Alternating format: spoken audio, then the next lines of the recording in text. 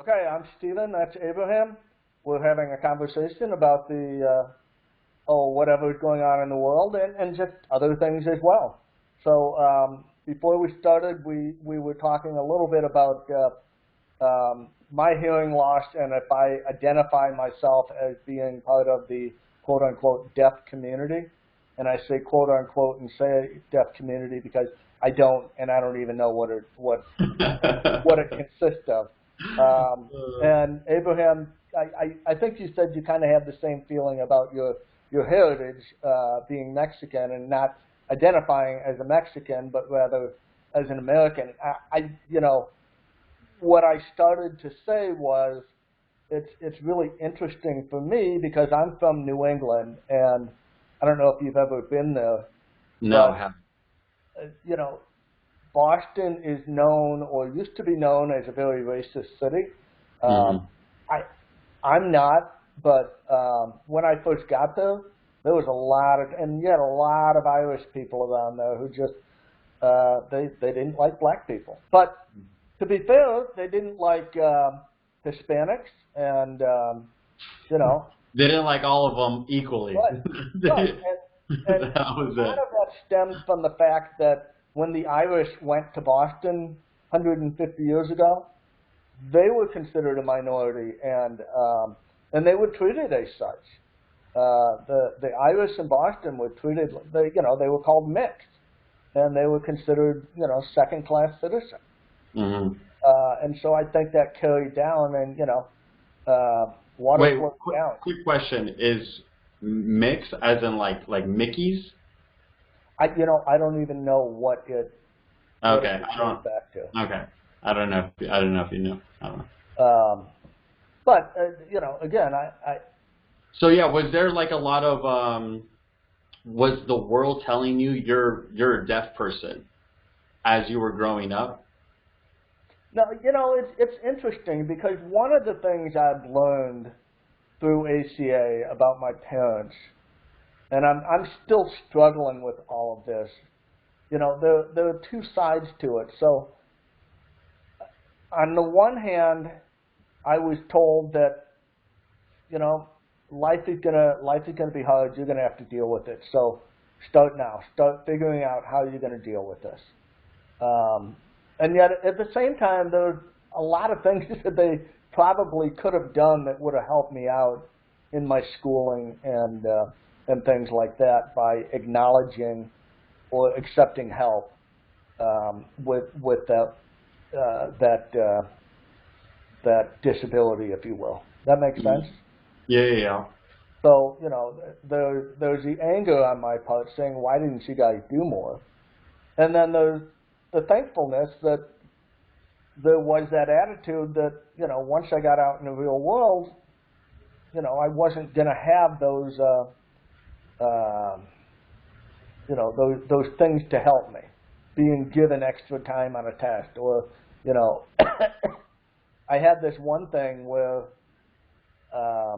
it's funny because I see it in schools now, but when I was in I don't know, first or second grade, I was part of a trial program where the teacher actually wore a microphone around her neck, and I had a little transistor radio, Oh wow. and and it plugged right into my ear, and there was a certain frequency that the mic was on that the transistor radio could pick up, Hmm. and so it was like she was talking directly to me. Oh I could whoa. hear her as though she was Yeah, right yeah. next to me. Um, the, and I was the first person certainly in the country, I believe in the world, to ever try out this kind of system. What year was this? Like, do you Oh remember? God. Um, What do you know what grade you were in? yeah, it had to be kindergarten or first grade. It had to be first grade because I was in Connecticut for second and third, and then back in Michigan for fourth. So it had to be first grade. Um, I was And you were born in born in '64, so. 64, so it had to be what, 70, 71? Hmm. Yeah. Uh, yeah, because I started, Yeah, it had to be 1971, I think. And it was interesting because it still was a transistor radio. And so I would change the channel and listen to CKLW out of Windsor, Canada. And it was a top 40 station. And my mom said that she used to work in the library 1 or 2 days a week. And she said sometimes she'd see me walking down the hallway grooving to the music. With the transistor radio in hand? Yep. Oh, wow. That's great. So, okay, I mean, so you don't feel like you're like, oh, like I'm not a part of this, like, quote unquote, like deaf community. Have you been, like, you've interacted with other deaf individuals who are like, you know my struggle, right? Like, do you ever have that? Never had anything even close to that. Oh, wow, okay. So, Yeah. I mean, it's interesting. For me, I grew up, here, Southern California, Mexican-American, very typical of a lot of other kids in my demographic, lower to middle class. I'm in Anaheim, like there's Santa Ana, like it's a huge population of kids who grew up just like me. And there is this really interesting thing where it's pretty common, but it's like I don't speak Spanish like that. Like I can now, like I'm much better now than I've ever been, but it's one of those things where I was like, oh, you're not really Mexican because you don't even speak Spanish and you don't even really participate in that culture of like Mexicans. And it was like, yeah, I don't because I'm American. Like I'm here, like this is my life, like I'm skateboarding. I'm like, and it's especially my age group. I felt like I was being introduced to the world in a new way because of the internet, where I was like, oh, all of a sudden, like, I'm not necessarily, like, not only am I, like, American, but I'm also, like, this internet kid. Like, I'm, like, being raised and influenced by things that are, like, around the world culturally in some fashion. Because it didn't feel like I was, like, even American kids who I was, like, like, I was going to high school with, like, normal kids, but I'm over here, like, hey, like, this is, like, this is what I'm finding out on the internet, and I'm bringing it to school, and they're like, oh, that's sort of new to me also. Like, they're like, like, I was very tech savvy, so I'm, like, kind of being raised in that type of way, too. No, it's interesting to me because, as I was saying, when in New England, there are not a lot of minorities. It's really white. Mm-hmm. And so I come out here and I realize there are a lot more minorities in this country than I knew, that I was aware of, And it's interesting to me how you just described yourself as an American, because that's what I would think of anyone who has been in this country from day one, was born here, or was brought in the first year.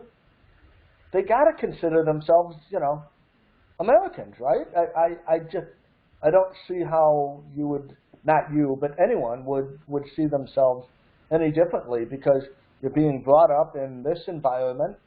Now, there are pockets of areas where you have a lot of a certain kind of ethnicity, like Santa Ana is a lot of Mexican folks. Is that right? Yeah. And so maybe there's something going on there where you're still, that community is still holding on to the heritage, the Mexican heritage. Yeah, that's something that, and it's funny because, again, more recent in my life too, I don't know what it is. I mean, I guess I could kind of try to paint the picture, but like recent in my life, one of my best friends, Nick, went to school with this guy named Carlos, who I became also friends with, and Carlos is from Mexico, and then, over the last like several years, we all started to hang out in LA, and like there's like all these, you know, more Latin, you know, friends, you know, people who are from Peru, you know, and from, you know, Guadalajara, and from freaking all over these, you know, all over Latin America in general. Like, all right, like you're Chilean, cool, whatever, you know. But all of a sudden, like I'm much more, I'm around that more than I've ever been in my life, and then it starts to like make me reflect on my own, where I'm like, oh, like, yeah, I'm Mexican, and you know, it's the same thing. It's like, oh, are you Mexican, or you know, like you don't even really speak Spanish, and I'm like, yeah, but like, you know, like I listened to Luis Miguel and Alejandro Fernandez like growing up on the weekends because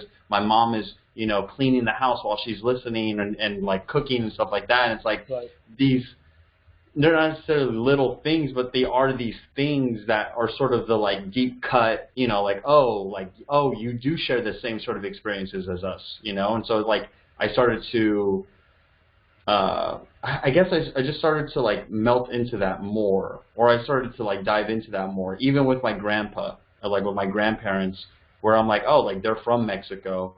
So to talk to them about their experiences in their life, I love them. And it's like, oh, we're talking about Mexico, and we're talking about these things that they're like, oh, this is where you come from. And a part of me, I don't know, there's this like, there's this feeling of like, almost like I don't want to come from anywhere. I want to believe that like I started at zero and there's no past, there's just straight ahead. There's just whatever I create for myself forward. Does that make sense? It does. I think that's how I view myself, although I probably have a few more generations of family that you know came from, that were in America. I'm trying to think. My grandfather, his father was born in America, so that's one, two. That's now 3 generations. But I did trace it back far enough to understand. My family is from Minnesota, which then means when they came across, they came in through Canada, and then down, right, and then up through the Great Lakes and around the Great Lakes into Minnesota. Which was the path that the Vikings took. And so a lot of Scandinavians came through that route. Have you seen The Northman? You know the movie I'm talking about, The Northman? No.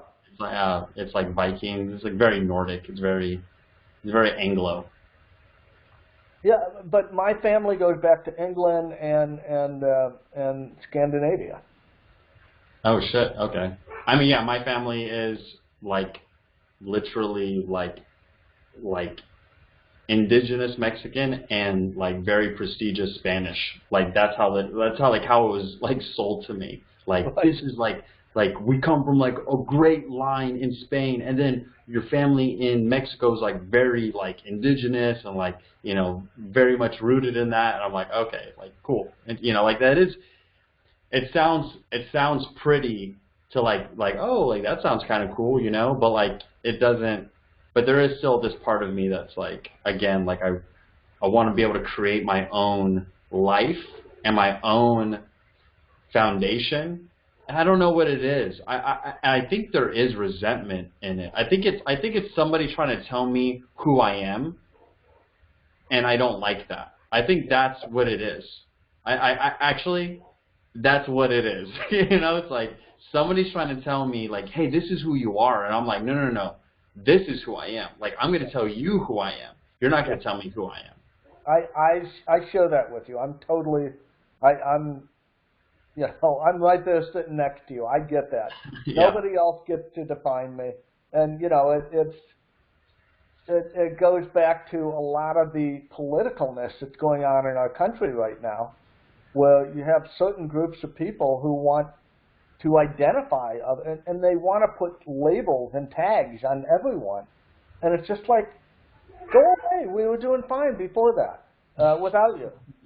And, you know, Would you say that you want to be politically fluid?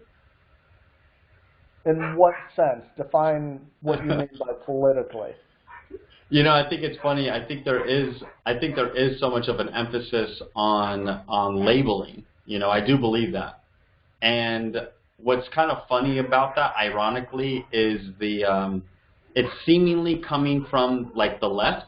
That idea, like, oh, you guys are just like, you want to like box yourself, or you want to like categorize everything, you want to label everything, while like just before that, the fight against that is the fact of like, oh, like, hey, if you know, when you say, oh, you're a man, it's like, oh, like hey, I'm a man, but I could also be a gay man, and that doesn't make me less of a man. And it's like, well, if you're a man, you're straight. Like, you're not a real man if you're gay. And so it's like, oh, okay, this is like the root of that. And then eventually they go, okay, well, like, we're going to label a bunch of things. And it's like, well, why are we labeling all these things? And why can't you just move across, blah, blah, blah, blah. And in the same way, the right now, that's where the right feels like, oh, like, we're labeling all these things. Why can't we just, like, be fluid about, like, our, you know, like, our thoughts and our movements and, like, just, like, how we interact with everybody? Like, we'll get accomplished way more. They have almost done a 180, both groups. That's the Southern Swing.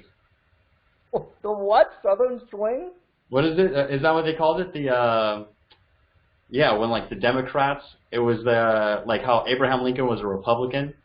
Yeah. And then the Democrats were the ones fighting to hold on to slavery. Yep. You know, and then they switched, right? Like that whole thing. Yep. That's, you know, all of that. You know what I mean?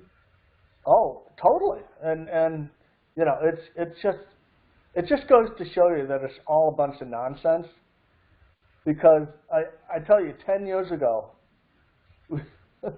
Republicans were spouting off what liberals are spouting off now, and you know, liberals were spouting off what Republicans are spouting. I mean, and all it is you see one group decides to go and capture something, and so in order to be the other group, they have to take up that space that the other group has now vacated.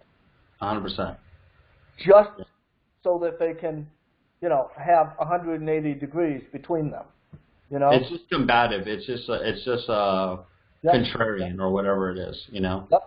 I was listening to this guy Michael Malice talking to Lex Friedman, and he was talking. And Michael Malice was like, conservatives are just liberals with their foot on the gas or their foot on the brake. They're just pumping the brakes constantly. Like it's like just like eventually the conservative eventually the liberal conversation will be the conservative conversation in another 10 years, and then it'll just get pushed and pushed and pushed. I thought that was a really interesting. That's very interesting. Have you do you follow Bill Maher? I don't know how to say it. Yeah. I mean, I follow him. I hear him out. You know. So I guess he's got a show every Friday night. Mm-hmm. And I used to hear his monologue for these shows, and I could not have disagreed with him more. And all of a sudden, I'm in agreement with the guy. How does that feel? It's weird as hell. And so, and he'll sit out there and he'll say, you know what, I haven't changed. My party has changed. My party moved away from me. And he's saying he's still the same person. And so I'm trying to wrap my head around what does that mean about me. Let's say he hasn't moved. Mm-hmm. But I guess what it is he's now calling out the extreme left. And what is that, what does that look like to you? What does extreme left look like to you? It feels like a group of people that really, really want to take control and take our independence as a country away from us. Interesting. Okay. What does that mean? Like, what's the vehicle? they want to take your independence away. How? Like, let's just start with something that, like, yeah, what's like an initial thing that you're like, I could point to this and be like, this Okay. is. So when our current president came into office, on day one. Not my president or your president? How do you feel? Are you repping not my president t-shirts? Our president, our current president. Okay. You voted for him, right? Didn't you say this is your favorite president of all time? You said that this when is he came into office on his first day, he shut down the Keystone Pipeline. Uh-huh. Which represented about 1 million gallons of oil a day. And if he hadn't done it, it would be up and running right now. Mm. Okay? And as best I can tell, the only reason he did that was for a concern over greenhouse gases that are being produced by automobiles, right? Mm-hmm. Now, I don't know about you, but and I think we might have even talked about this already, but I see a hell of a lot more electric cars on the road than I ever thought of just from 5 years ago.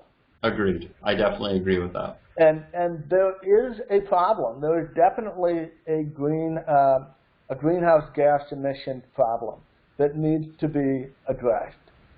But it is a problem of the Earth. It is not the problem of the United States. And so we can do things, but the biggest offenders of greenhouse gases are sitting over in China. Mm-hmm. And it's China and India, right? Is it China and India? What's that? And India too, yes. India, yes. And they're not willing to do anything to change it. Mm-hmm.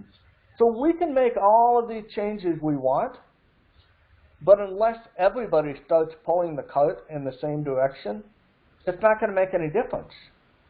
And you feel like the left is sort of like is sort of in a way like, hey, we're guilty of this. We need to like fix ourselves. And okay, so those are like your words. Yes, I do believe that, but that's exactly what you said. Okay. I didn't say those words, but yes, I do believe that very much. Okay. And here's the thing. It feels to me like they are dictating to me, okay, we're just going to get rid of gasoline. Okay, I'm being a bit extreme here. All right. Yeah, because they're not saying that, but that's, you feel like that. Yes, I do. And there are some real pains that go along with some of that thing. And what I don't know or I haven't heard is, what's the plan for the replacement of fossil fuels? What, as we lower that down, what are we going to be bringing up? And it's not wind, and it's not solar. Okay, maybe in California solar can work.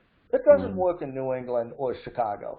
I mean, it works, but not nearly as well as it does here. No, it's not New Mexico. And those two things cannot replace the energy that is now, put out by gasoline, oil, and coal. Okay, so this is a issue. This is one of many issues that seemingly like attached to this like rubber band ball of like leftism, cannonball, like hitting, quote unquote, the democracy of America. That honestly, a lot of, it's not just like, oh, Republicans feel like this. Oh, if you're a Trumper, like you hate AOC. It's like there's plenty of people who did not vote for Donald Trump and who don't like this quote unquote, the squad and like all the other sort of like leftist feeling, because it's also, that's the best way to point at it, is it feels like a culture war. I've heard somebody say that, the left won the culture war, now they're driving around shooting the survivors. And yeah, I heard that somewhere. Somebody, I like it. Yeah, somebody said that, and so now I use it. But it's like a yes and a no because agree. Back to like even our original conversation when we talked about capitalism, the market is deciding that they don't love this idea that like we are being dictated how to act, even though it's like people want to like live their life with like manners and with like principle and with respect, sort of those sort of things, but they feel like those things are being imposed on them by like this like parent. There's some parent, American left president parent that's like telling everybody like, oh, you have to act a certain way, and that feeling is like it's not just affecting the right anymore. And I do understand that, but I'm like, yeah, like this isn't gonna last forever, and it already hasn't. Like people are already like, over it. Again, it's like Dave Chappelle, Netflix, and like all those other things that are happening in the world. Like just like where it's like, oh, people are like, oh, like I want to embrace that sort of culture more. But all of those things that are changing right now, they started like 5 weeks ago. It feels like that for you. You're like, it's like that. It's like barely just happening. That's what you feel like? Yeah. Okay. And you know what? I don't. It's like to me, it's like it's always there. It's just now bubbling to the surface. It's like I think a really good like first wave of when it really started to feel like these things were like starting to hit was the MeToo movement, right? The MeToo movement was this, it felt like, oh, like here are these like really bad things that like elite people have been able to get away with, Bill Cosby, Harvey Weinstein. Yep. And then it started to trickle down into like, it's like, oh, all of a sudden there's like this like B-list actor or celebrity, whatever, where it's like, what a lot of guys are like, oh, that's just a bad date, and other women are like, no, that's like that's a shitty way of how you treat a woman, and then this guy gets canceled because he's in the crossfire of what's happening in a gigantic movement that's actually been pent up for a very long time, because it's not like women haven't been treated terribly for a very long time. They have. And so it's like I like, it's like those sort of things. It's like, yes, really shitty things have happened, and now people are making a stand on it. And honestly, in my feeling, I guess you can say it felt like there was like an overcorrection. I don't like that term exactly, but I guess you can. I don't know, I get lack of a better term, like an overcorrection of like, oh, like this guy put his hand on a woman's back when they were taking a photo and now he got fired from this company. Like, I'm like, is that happening like a bunch of men getting fired because of that? It's like, no, probably not. Like that probably happened a couple times, and that does suck for that guy. I understand, but like that's not happening all the time, Like, no, real people were getting fired because they're trying to, like, get a woman to show their boobs for a promotion. Like, that's actually what's happening. Well, yeah, and it's a really fine line, because it wasn't that long ago, and certainly in my lifetime, where a man would put his arm around a woman, at her waist, and it made the woman feel, not all, but it was just how things were done. It was, maybe that's not a good example, but, holding a chair for a woman. There are some women today who would take offense to that. But that sort of thing right there, it's funny like you say that, because this is what I hear this conversation happening where it's funny, like people, like a lot of men will feel this sense of like, oh, like all of a sudden, like, I'm a pig if I'm opening up a door for a woman. And it's like, you're not a pig for opening up the door for a woman. Like, you know, it's like, yeah, like maybe like that one woman who's like I could open up the door for myself. It's like, yeah, like whatever, like she has her own problems, whatever. But like most women aren't gonna have a problem when you open up the door for them. Like, it's like, come on, like it's like, to me that's common sense. The idea that it's like, oh, like no, like some people are gonna take offense to this all of a sudden, like chivalry is dead. And it's like, no, like, it's like, no, like grabbing a woman by the waist and being like, hey, baby, what's up? Like, come here. It's like, yeah, like you're going to have a lot harder time now getting away with that. Listen, you might be able to get away with it. You're going to have a lot harder time getting away with it. Yeah, no, I totally, but it's a very fine line. And if you don't know the person, you've got to go all the way back to zero and just make sure you don't do or say anything that might upset them. Absolutely. You don't know. No, it's just that feeling. You're just like, you're in that feeling. White guy syndrome. Oh, no, I'm sorry. Angry white guy. Angry white guy. Yeah, angry white man. Yeah, that's what it is. Yeah. Well, you know, what a pig he was, but I got to tell you, there are an awful lot of people who let him get away with it for a very long time. I'm not talking about women. I'm talking about other men who knew what he was doing. Absolutely. That's a lot of that's a really larger part of the conversation, because one, we all know that men, and this is, I'm not even going to generalize, but it's like most of the time a man, they're not confining to a woman and bragging to a woman that they're doing these sort of things. But you know, they're like, hey, like I was with this woman last night. She was like, at first she was like, no, I'm not trying to do that. So what do I do? Like I pull a couple tricks, this and that, blah, blah. I get her to say yes, well, you know, this and that. You know, next thing you know, she's like, oh, I should really leave. And I'm like, baby, it's cold outside. Like, you should stay, you know? And it's like things like, it's like, yeah, like you're obviously communicating to your guy friends about this. And it's like, I know that feeling of being told that story. And listen, I have zero problem outing myself on the idea that, like, yo, I've been there. I've been the, like, guy who's just like, oh, like this girl's kind of just giving me a harder time of, like, me like dancing with her, getting her number, maybe even hooking up. And I'm just like, oh, I got to try a little harder. It's like, I know that culture because I lived it. I 100% have been there. And so that's why for me, when I hear it, I'm like, if a guy's just like, oh yeah, this is what I did with the girl, I'm just like, it makes me cringe. I'm just like, oh dude, I don't want to be guilty by association in the fact that I just heard that story right now. Like, I don't like that. It irks me. I'm like, ugh, like, please stop. See, but I was that way back in college.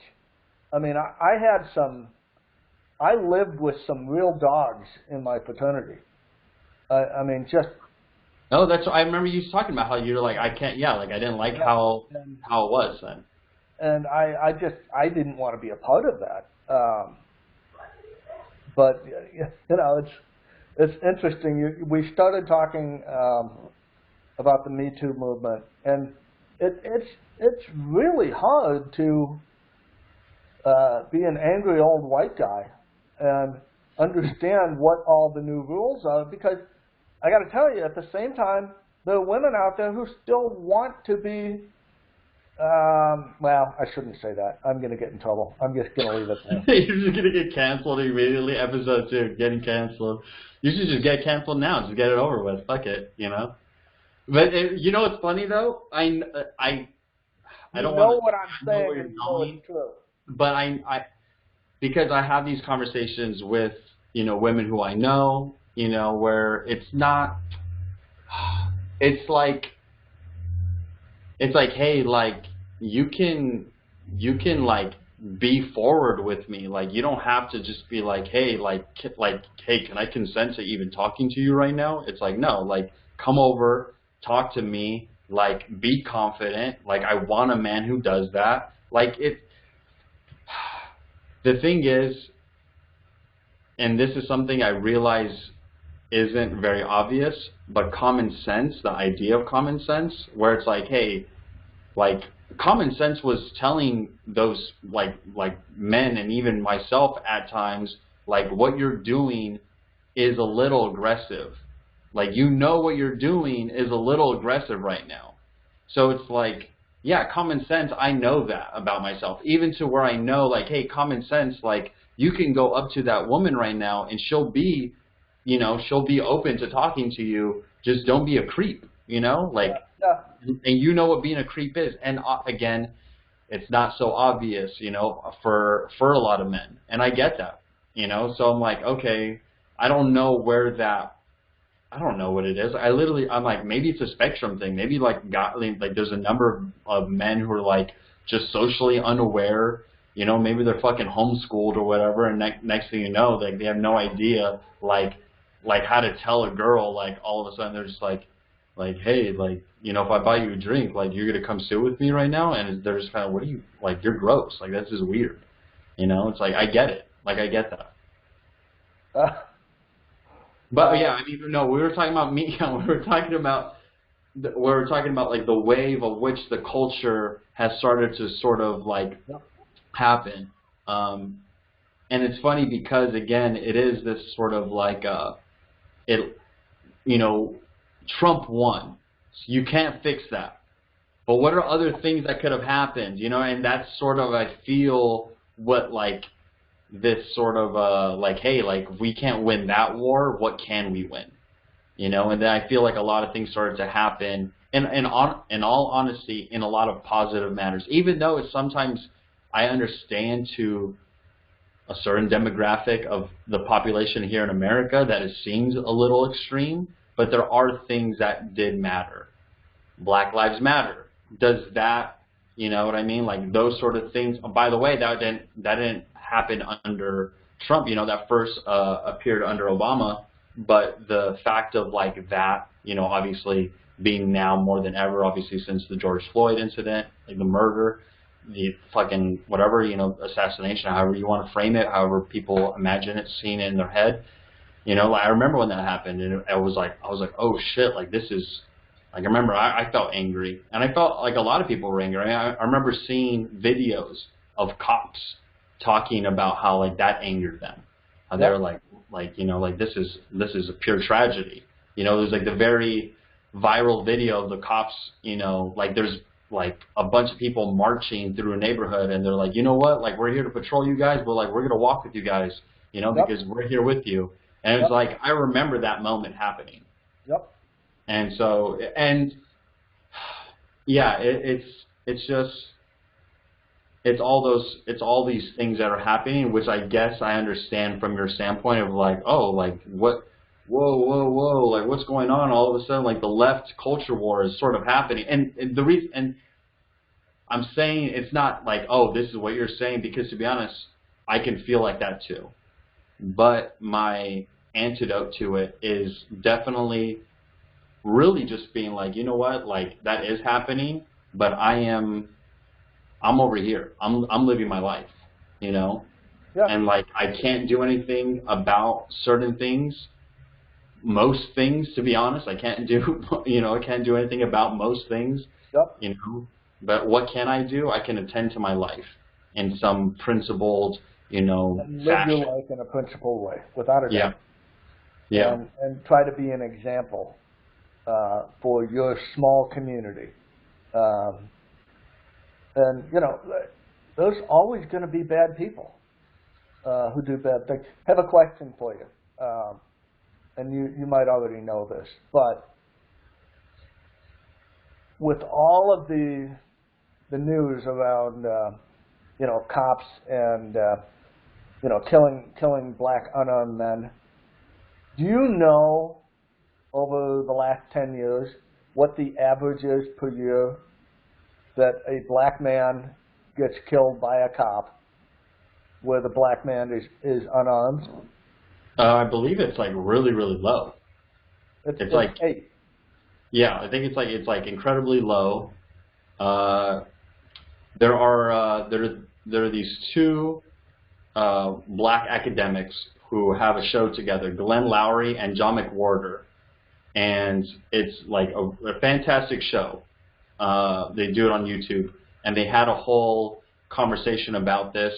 Glenn Lowry is like infamously a conservative. John McWhorter is a liberal, you know, but definitely with the culture going towards the left, he's seemingly more middle now. So like they have a conversation, and they talked about this. It is low, and they really rant and complain about the media propagating the whole idea that like this is happening so often, and they talk about that. From your perspective, you obviously already knew that number. So what is your thought behind that?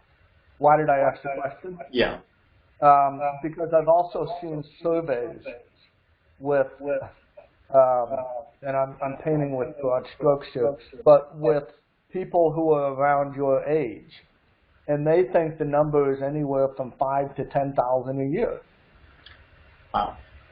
Yeah, I mean it's not only really small in reality, but the difference between what it is and and what people think it is. It's not just big; it's massive. Yeah. Which says to me that in order for people to think that, they have to have been told that, or at least been given a lot of information that led them to think that. You know? Right. What are they being sold? Yeah, and who's selling it? And who's, you know, is that a function of social media? Is it a function of the the mainstream, the New York Times and the Wall Street Journal, Washington Post, LA Times, CBS, NBC? I mean, that's, in my lifetime, that's where people consumed their news. Yeah. And in today's world, it appears to me like a lot of people are consuming their news from social media, from Dorothy down the street. You know what I mean? Do you think that Dorothy is getting her information from CNN, though? Do you think that Dorothy is getting her information from Tucker Carlson? Do you think, like, it's like, yeah, like, oh, we're getting it from, like, our neighbors and this and that, but, like, do you think the majority of people are watching these networks? I don't know. This is one of the things that really confounds me.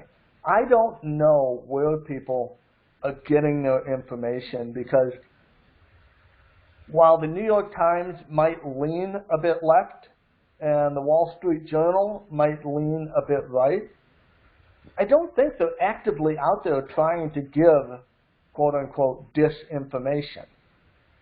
I think, 90 to 95% of what they're reporting is accurate. You know, it's funny you saying that. I feel the same way, and I've had this conversation. I'm like, you think these news outlets are, like, purposely misleading people. Like, you think they're purposely misleading people. But it's, you know what it is? It's tough. It's a real tough thing when we've talked about this. We both listen to Joe Rogan, and famously, when he talked about taking quote-unquote horse medicine, yep. There was a whole thing. What's funny is I remember the leading up to that. Like, he talks to these brothers called the Weinstein brothers, Brett Weinstein, who's like this virologist, yep. And he has his own podcast. He talked to the original guy who had told him the information about what's the medicine? What is it called now again? Ivermectin. Ivermectin, right? So he tells them, they first had that conversation. I remember seeing their episode, and then I remember thinking, they're going to go on to Joe Rogan. I already know that. Boom, they go on to Joe Rogan. He's on it. They're talking about that. And then next thing you know, this whole wave of like, oh, like, what, you think Joe Rogan's your doctor now? And I'm like, in my mind, I'm like, I'm not saying that, but like what this guy has to say about this, medicine, like why aren't people considering just literally those facts of what he is saying? I'm like, that's like a weird thing to ignore. It's one thing to be like, oh, it's horse medicine or whatever, but it's like, yeah, but like this guy, like what he's saying, is it true or not? And it's like, yeah, it's true, but like you all, like you know that that's just conservative. It's like, wait. So this is true, or is it not true? You know what I mean? It's like so why are we like evading that? Like that's a weird thing to me. Yeah, no, and the thing with CNN and Joe Rogan, they said it for a week. They said that he took horse dewormer medication. Now, it is true that that medication is also sold, in a veterinarian setting. Mm-hmm. But there are a lot of other medications that humans take that are also sold in a veterinarian situation. They 100% knew that he did not take a medicine meant for an animal. He took the human equivalent of that medication. And they knew that, and they still went out and they said it over and over and over again. That was, again. Now, what's going on there? What is that? Somebody trying to, paint? To me, it's trying to cancel someone. It's trying to make them seem irrelevant. Or it's you're trying to misrepresent this person, and you're trying to like show that like no, they don't know what they're talking about. Like they're just a human being, and they're not just a human. Like they're kind of a moron. So like this is who you're propping up. This is your king. Look at this idiot, And exactly. But the thing that's really bothersome to me is that CNN knew what they were saying and they knew it was wrong. That is exactly why it's disheartening for me. I subscribe to the New York Times. I pay monthly to go online and read.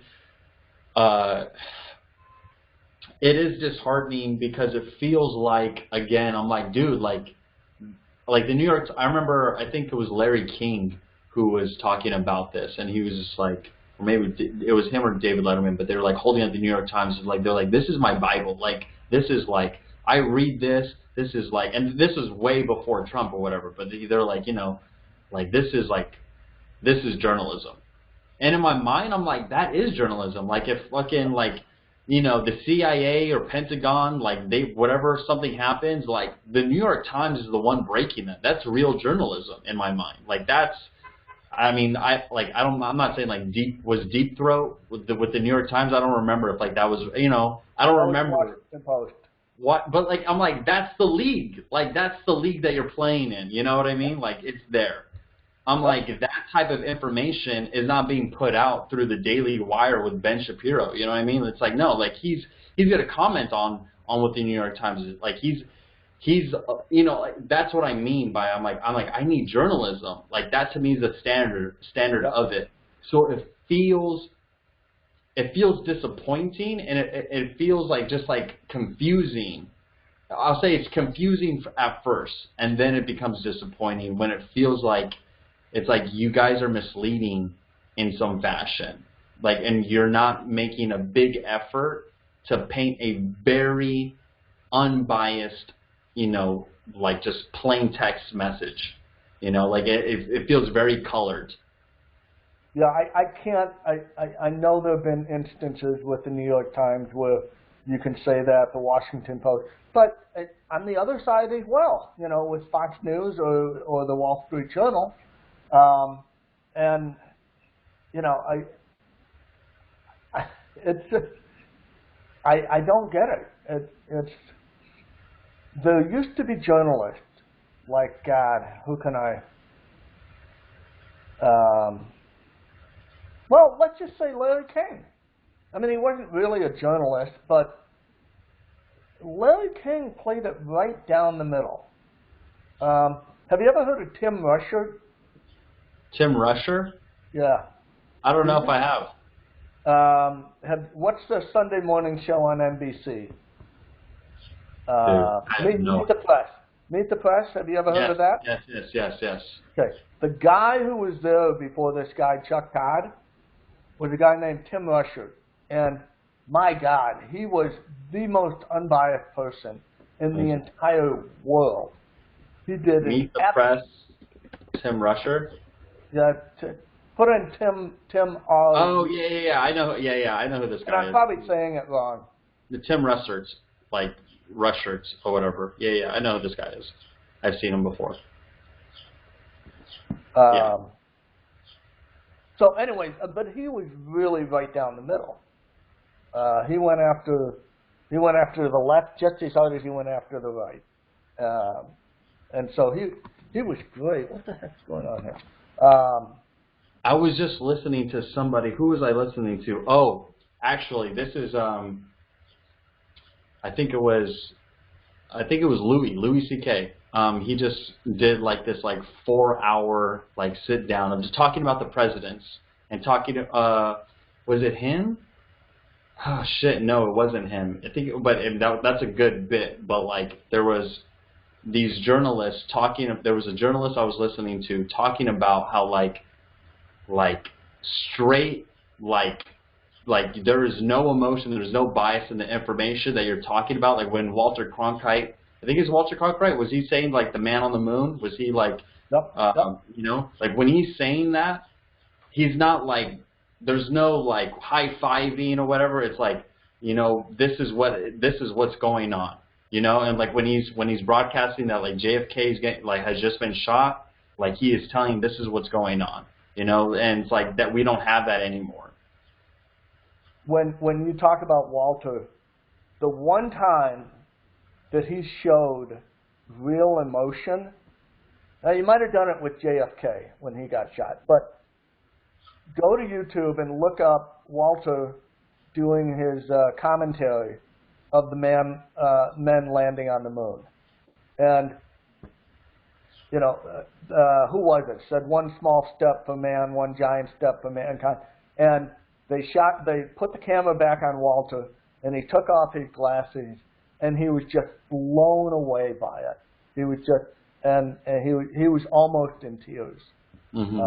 But that's and maybe JFK, although I don't recall that, but I'm sure he got broken up with that as well.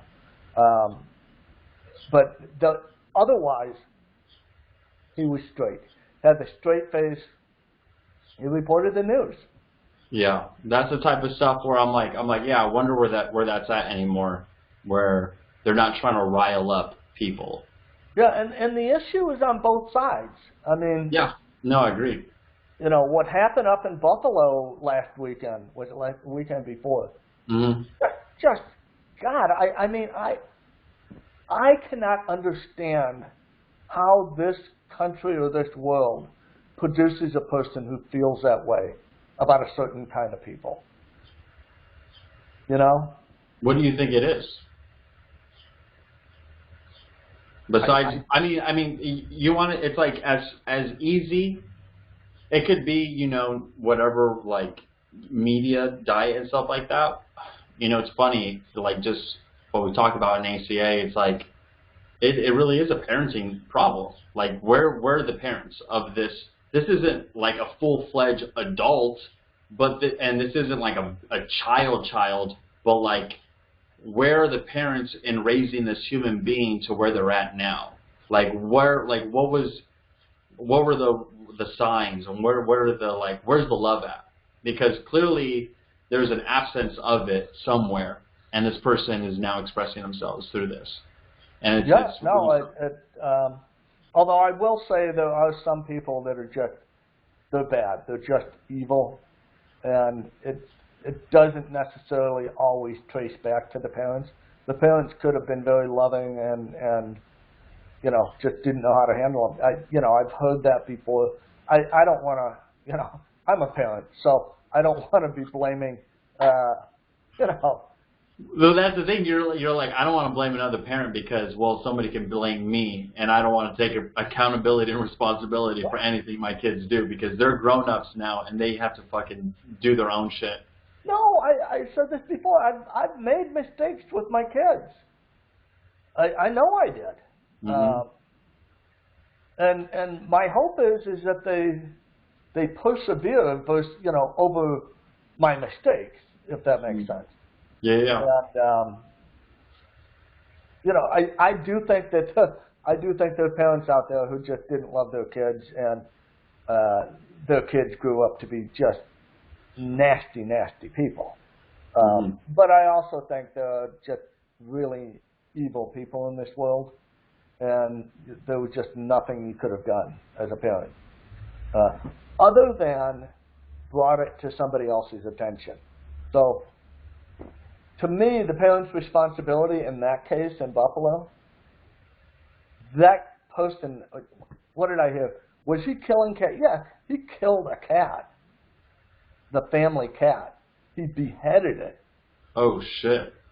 And so it's things like that, but man, I don't know how you do it. How do you turn in your own child and say, look, I can see saying, you know what, we'll try to help him, and it's just a phase, and he or she will get through it. Man, I just...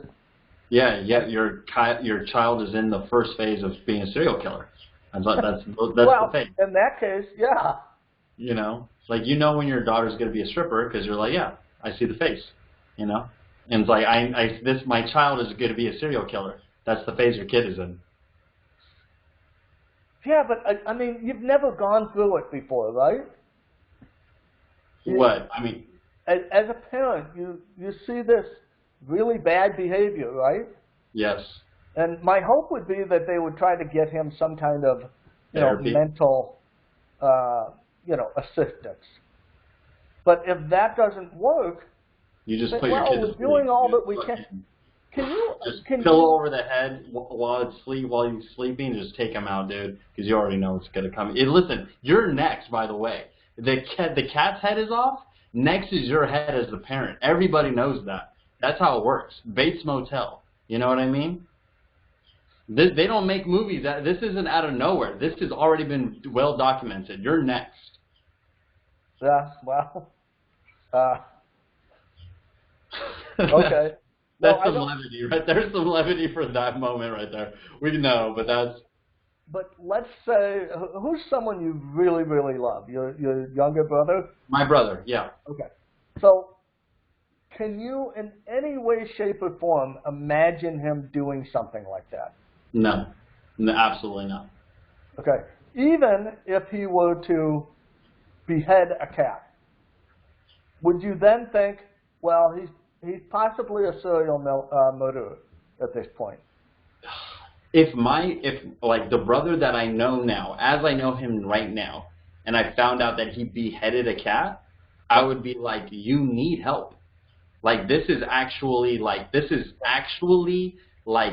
emergency. You need to go get some help, and not even on some general, like, oh, you need to find some help, but it's like, no, like, this is not okay. We need to talk about this.